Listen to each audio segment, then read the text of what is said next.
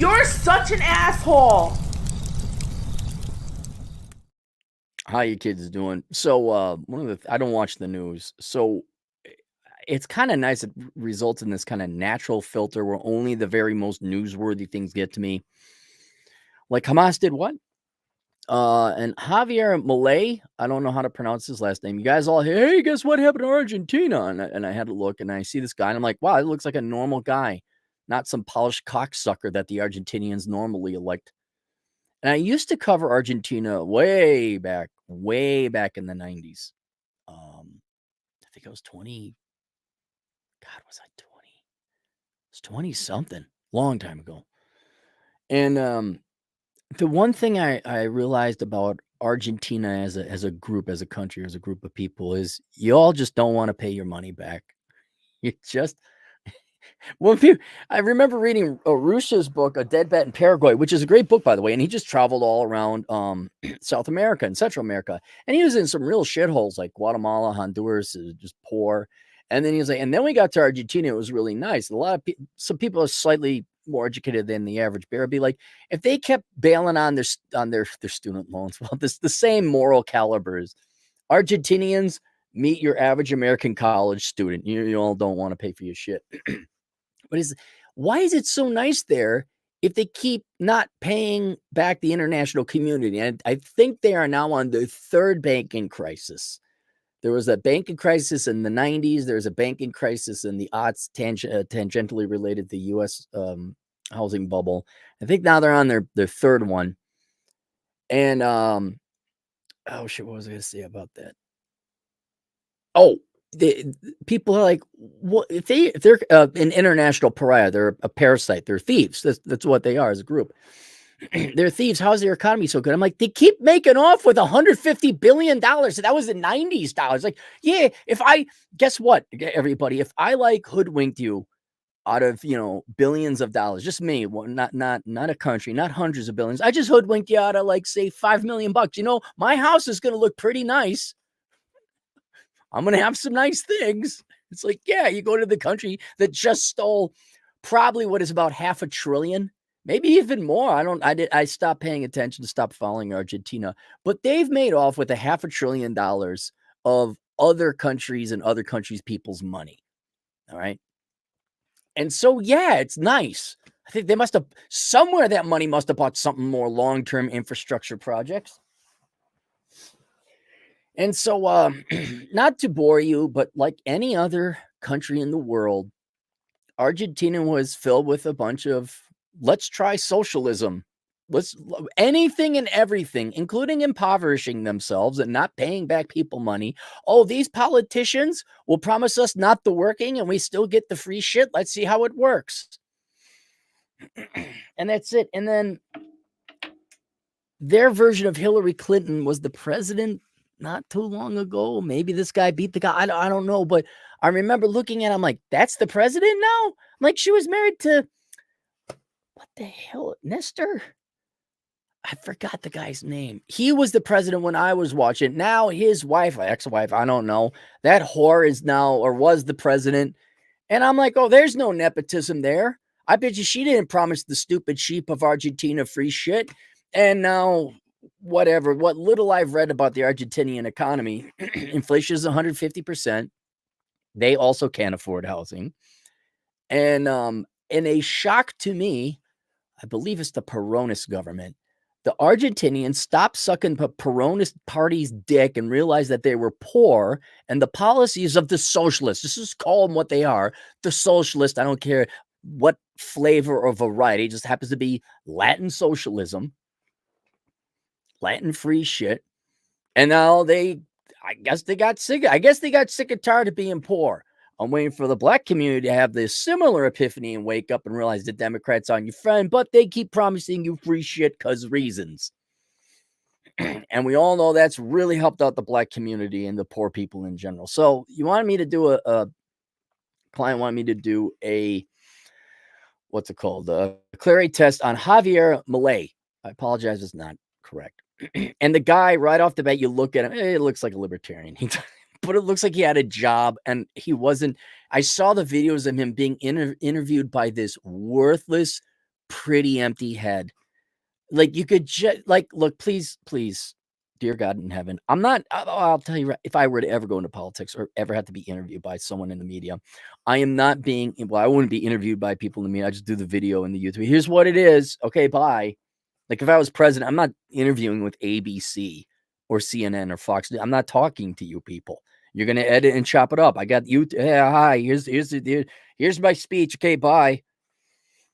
But I sure as fuck am not going to have some empty-headed bimbo who had life on easy mode because she's a cute set of tits asking me questions. That's like talking to the HR lady, having the HR lady asking me questions about a financial analyst position when she's asking me, what is your favorite color of shoes and why? And oh man, I saw red when I saw you have the president-elect of your country and you're going to have this bimbo interview him. Get the fuck out of here. So Javier Gerardo Milei, born 1970, Argentine politician, economist, and author who is president-elect of Argentina. Milei taught university courses in macroeconomic, economic growth, microeconomics, and mathematics for economists. He wrote numerous books and hosted radio programs. All right, so far it doesn't sound like a real job. I'll be honest, he's an academic. His national he rose in 2021, was elected to the Argentine Chamber of Deputies, representing the city of Buenos Aires for La Libertad Avanza. As a national deputy, he limited his legislative activities to voting, focusing instead on critiquing what he calls Argentina's political elite and its propensity for high government spending. Milei pledged not to raise taxes and donated his national deputy salary to a monthly raffle. He defeated economy minister Sergio Massa in the second round of the 2023 Argentine presidential election. But most known for flamboyant personality, strong media presence, right-wing libertarian, right-wing populist. Just say right-leaning. Can you now? Oh, by the way, Wikipedia is not a valid source of. I just want to know, like, the fact he grew up here, parents did this, everything I'm going for with the Clarey Test. But Wikipedia is not a reliable, so it's always going to be. It's written by leftists for leftists. It's media. It's a bunch of unemployed jerk-offs. That's what it is. He's used to distinguish him in the Argentine political landscape. Why? Because he wants people to work for a living. But early life and education, born in Buenos Aires, grew up in the Villa de Voto neighborhood and later moved to Sans Peña, Buenos Aires. Milei's mother, Alicia, was a housewife. His father was a bus driver. Okay, so he came from poverty, or not poverty, but he wasn't rich. So that's good for him. His parents beat and verbally abused him, causing him not to speak to them for a decade. Okay, so he didn't have support at home. Supported by his maternal grandmother and younger sister, whom he had a close bond. Good. Attending Catholic school named El Loco, the crazy one, outbursts and aggressive rhetoric, late teens, early adulthood. He sang in a cover band, Everest. Well, look at this. He's got, okay. He also played goalkeeper for the Chacarita Juniors Association football team. So that's probably soccer.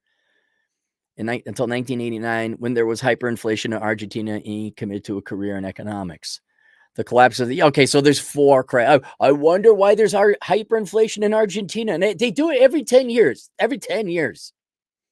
This time, if we print off more money. Radical right-wing conspiracies. Hey, how about we stop printing off the money? Oh, you're practically Hitler, aren't you? Get the fuck out of here.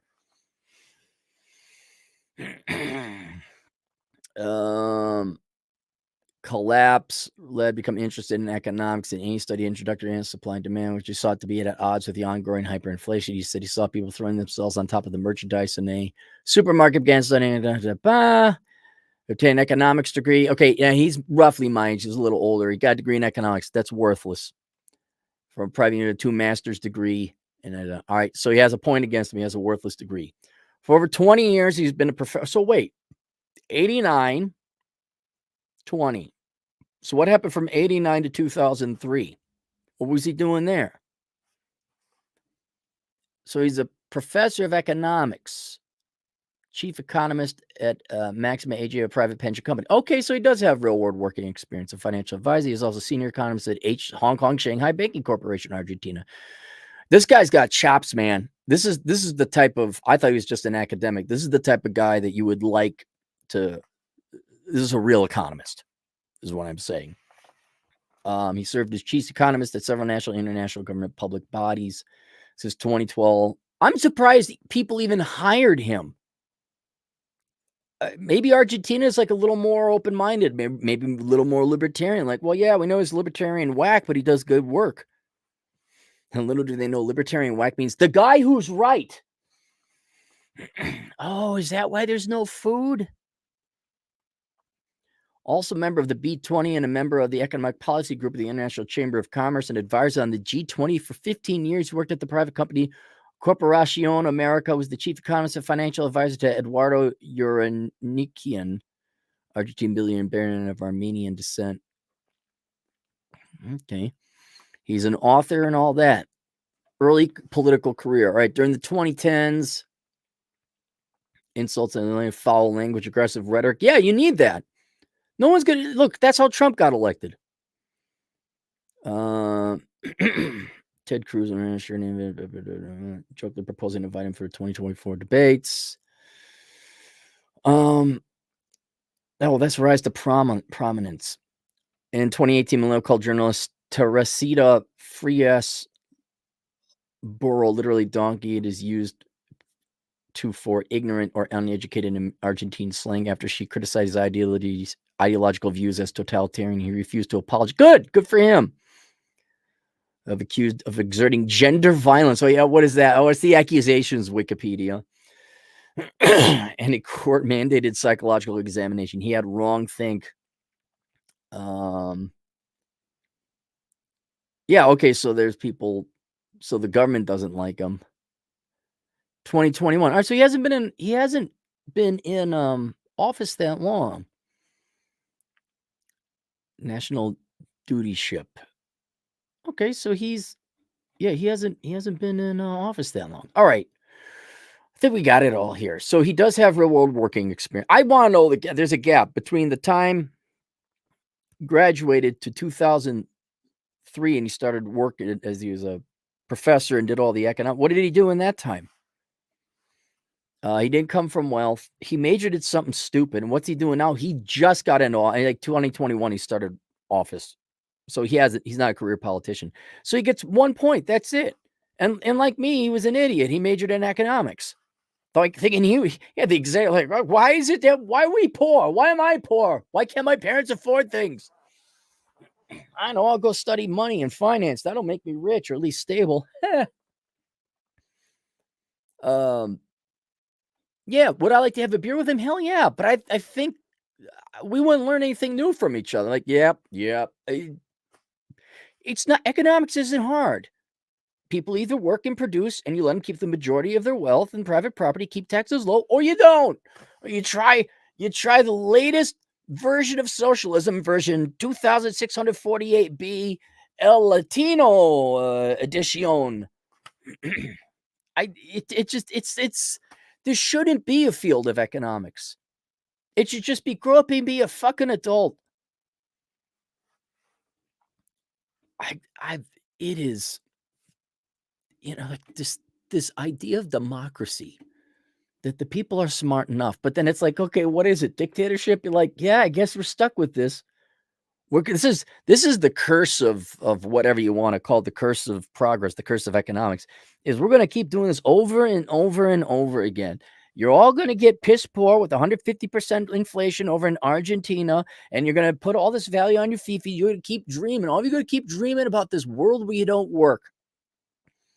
And as the government comes in and makes it so you need less and less work, and then so you won't work, and then there won't be any stuff in the shelf. Then be whining and complaining like, why are there rabid, crazy, criminal adult Democrats pooping in the street and attacking us? And I'm like, well, because you live in San Francisco. And soon there won't be any elected. Then you'll have a collapse. Like Argentina's managed to do this process like 4 times, but they never get to the point like, hey, maybe it's the free shit. Maybe that's it. And then there will be the good time, the hard men create good times. Now, unfortunately, and I think Javier is aware of this, I don't know what the parliament looks like in Argentina. I guarantee you the powers that be, I guess their version of the deep state, his parliament. They're just going to obstruct. He's not going to be able to do what he needs to do. Honestly, I'm kind of interested why he ran. Maybe he was bored. I don't know. Usually the like, dude, I'm not saving this. Why? Cabby, you want to run for office? Never. Fuck the American people. Fuck them. Get the fuck out of here with your bullshit. Even the conservative Republican ones. I'm like, yeah, weren't you the assholes that like just lied all the time and treat everyone like shit and thought you were better than everyone else, and you raise incredibly undateable women, and then you're disproportionately causing the banking crash? Yeah, you could all get fucked. What good Minnesotans don't you know? So I don't know why he ran. There's nothing's going to convince the people. They need to suffer and starve and die and say, oh, hey, yeah, that starvation thing. Oh, I guess we should let the farmers work. Oh. And then should he run for office? Yeah, I don't like the fact he's been in academia so long, but he is a real economist. And he's better than anyone else running. I'll guarantee you that, including the economy minister. Get the fuck out of here. And then would I like to have a beer with him? Yeah, but I think, yeah, low taxes, huh? Yeah. Balanced budget. Yeah. Term limits, right? Yeah. Minimize the state. Yeah. Let people fail and starve, and then they'll learn. Let the real world teach them, not rehab. Or I see, that's the thing, Argentina. You don't have liberal white women, do you? You have Latinas. Do you have your version of liberal white women?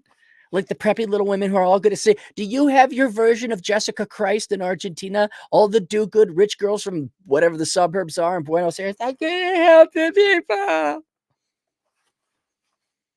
They become plastic surgery nightmare monster whores like your previous president. All right. Do we need super chats? We got one. Pixels, Polish Lotties 20. But Cappy, this time socialism gonna work. Exactly. It's the same fucking shit. Milio, is he? I don't know. Does it matter? I mean, it's more like, he's a libertarian. That's all I really care about. They had Ava Peron. Let me look up Ava Peron. Ava Peron. Oh, God, Jesus, look at this gal. Holy shit. She died early. What happened? Did she get killed? She murdered? What happened? She didn't live that long. Nickname, Argentine political activist, philanthropist, first lady of Argentina until her death, 1952. Born in poverty. Well, that's not okay. That's not the liberal white girl. How'd she die?